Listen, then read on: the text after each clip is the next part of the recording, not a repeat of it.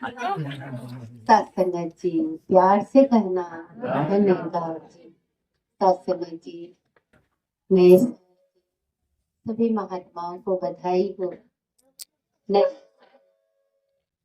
के बीच में 25 जो गया और ये 26 में सत्संगत जी हम लोगों का 4 दिन गया और चारों दिन लगातार आपके आशीर्वाद से सदगुरु के सत्संग मिल रहा है। सत्संग ही खुराक है आत्मा की। नहाने के लिए हम लोग पानी की व्यवस्था करते हैं, कपड़ा धोने के लिए साबुन सर्फ, लेकिन आत्मा धोने के लिए ये सत्संग है। और सत्संग से बड़ा जीवन में कुछ नहीं है।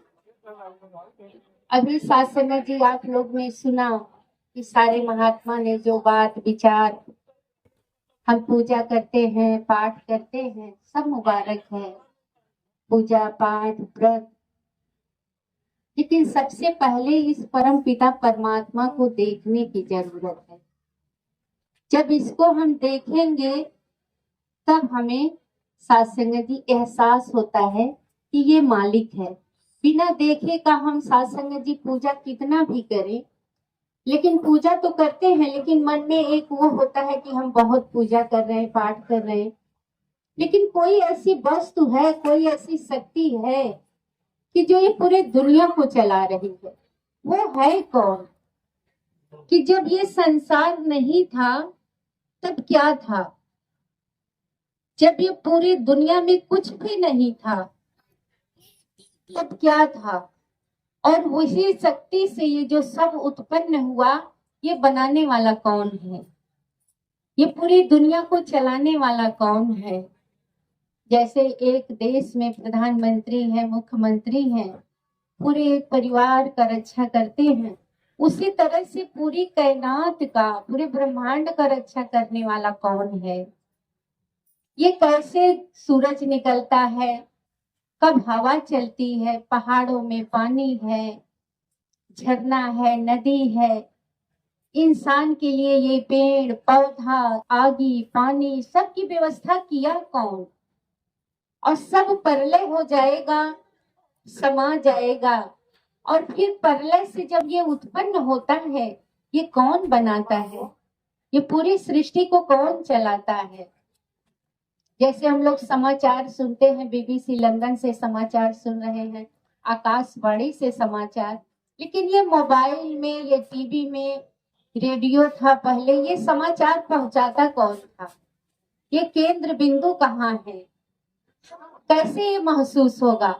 जब इस परम पिता परमात्मा की जानकारी होगी, इस निराकार पार ब्रह्म की जानकारी होगी कि अरे ये निरंकार में ही सारे यंत्र है, ये निरंकार से ही हर एक चीज की रचना हुई है, और निरंकार इतने सुंदर ढंग से एक एक चीज, अभी यहाँ हम लोग बैठे हैं, ठंडी लग रही है, 2 महीने बाद ही हम यहाँ बैठ नहीं पाएंगे, धूप लगेगा। ये ऋतु मौसम सब बदल रहे हैं और सब परमात्मा की आदेश से चल रहे हैं। सूरज को आदेश मिला, समय पे आता है। चांद को आदेश मिला, अपने समय पे हाजिर है। सितारे अपने समय पे हाजिर है। हवा, पानी, आगी, ये सब समय समय पे हाजिर है। गैर हाजिर केवल इंसान होता है। इंसान को ही जीवन का कदर नहीं है, सांस की कदर नहीं है। भय प्राप्त मानुष की दहिया, गोविंद मिलन की अब तेरी बनिया। हे इंसान, तो इतना भाग दौड़ कर रहा है, लेकिन तुझे अब परमात्मा की जानकारी करनी है कि जिसके लिए तू इस जहान में आया है और वापस जाएगा तो क्या करेगा? लेकिन इंसान खुद में ही भूला चला जा रहा है। समझ ही नहीं हम पा रहे हैं कि जो ये सदगुरु का एक एक क्षण आपको एहसास ये दिला रहा है। जैसे अभी हम बीमार हो जाते हैं या हमें कोई बीमारी होती है तो डॉक्टर के पास जाते हैं, तो डॉक्टर आदेश करता है कि आपका गुर्दा खराब है, किडनी खराब है, पैसा दे कि हम उसे निकलवा देते हैं। एक्सीडेंट हुआ, पैर मेरे में चोट आया, डॉक्टर कहा कि इसको काटना है, पैसा भी देंगे, पैर भी कटवा लेंगे।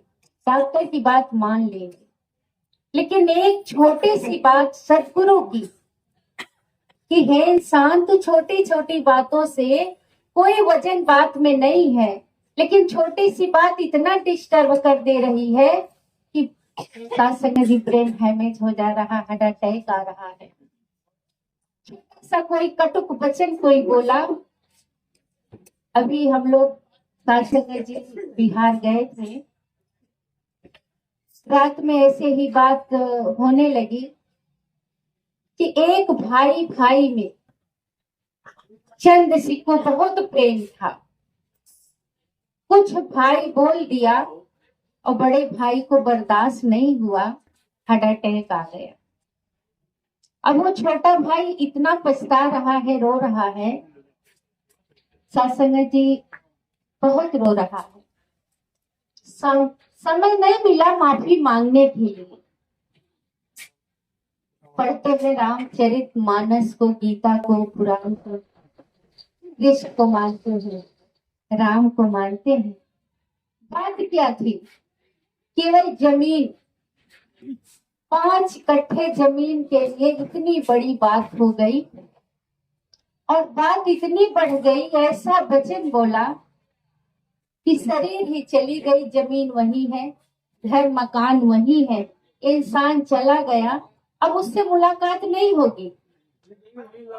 आत्म मंथन करें। किसी को जब हम कोई भी बात बोलते हैं, हमारी आपकी 20 साल की दोस्ती है और बात का कोई वजन नहीं है। छोटी सी बातों में ऐसा घर बना ले रहे हैं कि बात इतनी बड़ी हो रही है, इतना टेंशन, रात में नींद नहीं आ रही है, करवट बदल रहे हैं और इतना दुख हो जा रहा है।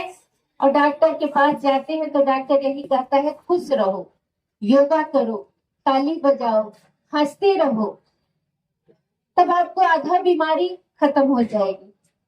लेकिन बात इतनी सी बड़ी, छोटी छोटी बात इतनी बड़ी हो जा रही है कि हंसने का तो टाइम ही नहीं मिल रहा है, मुस्कुराने का टाइम ही नहीं मिल रहा है। और जब हम लोग सत्संग में आते हैं तो कहते हैं प्यार से कहना, धन निरंकार, आप मुस्कुराते रहो,